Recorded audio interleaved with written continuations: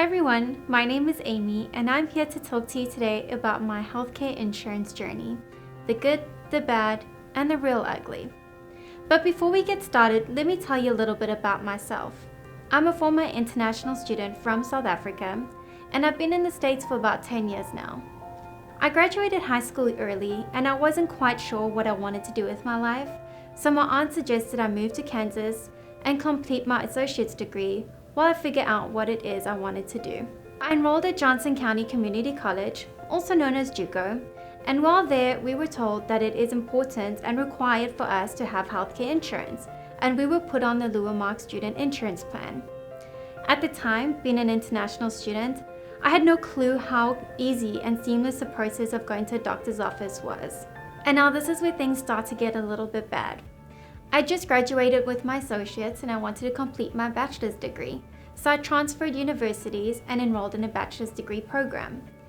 At this particular university, we were told that it was still required for international students to have insurance, but they didn't have a particular company that they worked with. All we had to do was find an insurance company and send proof that we had insurance. So I just did what any international student would do. I hopped onto Google and typed in cheapest international student insurance, found the cheapest plan and purchased it without thinking twice. Now this is where it gets pretty ugly. A couple months go by and I get sick and I get admitted into the hospital. 2 days later, I walk out with a $30,000 hospital bill. To my dismay, my insurance company fought with me about this and didn't want to pay it, so I finally got sent to the collection agency. I went to the hospital and explained to them what my situation was, and they were gracious enough to work with me. They treated me as self-pay and gave me a little bit of a discount, but I wasn't let off the hook that easily. I still had to pay this bill, so they put me on a payment plan, and 5 years later, I finally managed to get that $30,000 bill paid off. Instead of being worried about the tests and the papers and the exams I had to write to graduate with my peers, I had to worry about where I was going to come up with $30,000. And this is when it starts to get good. A couple years later, I graduated with my bachelor's and I decided I wanted to pursue my master's at Park University. This is when I found out that I was back on the Luamark student insurance plan. But I was still pretty hesitant to use my insurance based on my past experience.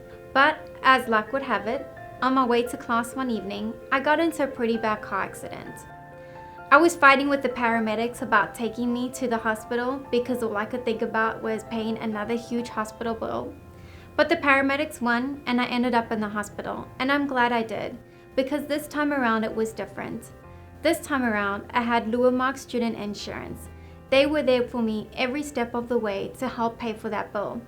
So instead of being focused on how to come up with money to pay for this hospital bill, I got to instead focus on recuperating and getting ready to graduate with my friends.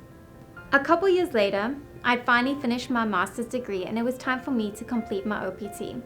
An opportunity to work at Luamark had come up, and I'd never pictured myself working in this kind of an industry.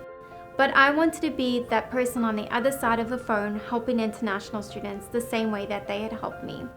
So a year later, here I am, getting to do just that.